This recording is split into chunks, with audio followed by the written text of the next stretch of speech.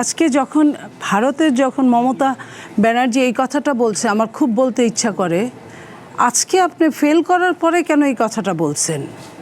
আপনি এতদিন যদি বলতেন তাহলে আমরা এটাকে যতটা সত্য মনে করতাম ততটা আপনাকেও আমরা কাছের একজন মানুষ মনে করতে পারতাম। আজকে নিজেরা দ্বন্দ্ব করে নিজেদের আরেকজনকে আঙ্গুল তুলে তারপরেও পুরাটুক তা বলে নাই। খেয়াল করেন, এই কথার উপর কিন্তু ডিপেন্ড করে আমরা কিছু বলতে পারি না। আমরা আরেক দিকে যে ঘুরিয়ে দিচ্ছে না, এটাই কে বলবে? একটু জানতে চাই, এই হাদি হত্যায় নানা মহলের জড়িত থাকার বিষয়টি সামনে এসেছে। ভারত, আওয়ামী লীগ, বিএনপি, এনসিপি, এমনকি অন্তর্বর্তী সরকার, সব মহল নিয়ে আলোচিত হয়েছে। আসলে হাদিকে কেন হত্যা করা হলো, এখানে আসলে কার কি স্বার্থ? দেখেন, হাদিকে যারা মেরেছে আমরা তখনও বলেছি তাদের লাভ ছিল, একটা লাশ দরকার ছিল, এবং হাদি সবসময় যাদের বিরুদ্ধে কথা বলতো তাকে ওইভাবে যারা মেরেছে পেছন থেকে তাকে বানিয়েই নিয়েছে ওইভাবে। এটা একটা জিনিস। আজকে যখন ভারতের যখন মমতা ব্যানার্জি এই কথাটা বলছে, আমার খুব বলতে ইচ্ছা করে, আজকে আপনি ফেল করার পরে কেন এই কথাটা বলছেন? আপনি এতদিন যদি বলতেন তাহলে আমরা এটাকে যতটা সত্য মনে করতাম ততটা আপনাকেও আমরা কাছের একজন মানুষ মনে করতে পারতাম। আজকে নিজেরা দ্বন্দ্ব করে নিজেদের আরেকজনকে আঙ্গুল তুলে তারপরেও পুরাটুক তা বলে নাই। খেয়াল করেন, এই কথার উপর কিন্তু ডিপেন্ড করে আমরা কিছু বলতে পারি না।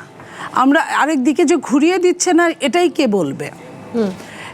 হাদি যখন চলে গেল, হাদি যখন গুলি খেলো, কেউ বলল মির্জা আব্বাস করেছে, কেউ বলল জামাত করেছে, কেউ বলল যে অন্যরা করেছে, সরকারের সাথে জড়িত, কেউ বলল যে ইন্ডিয়ার সাথে জড়িত, কেউ বলল আরও ডিপ স্টেট জড়িত।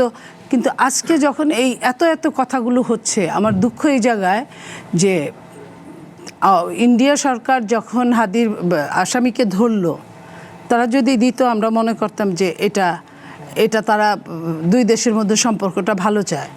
কারণ আসামির উপর অনেক কিছুই ডিপেন্ড করছে।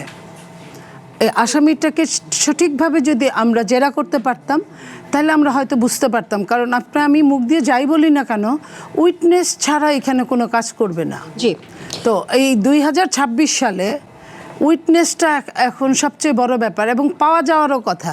কিন্তু কেন পাওয়া যাচ্ছে না, এটা হচ্ছে বড় জিনিস।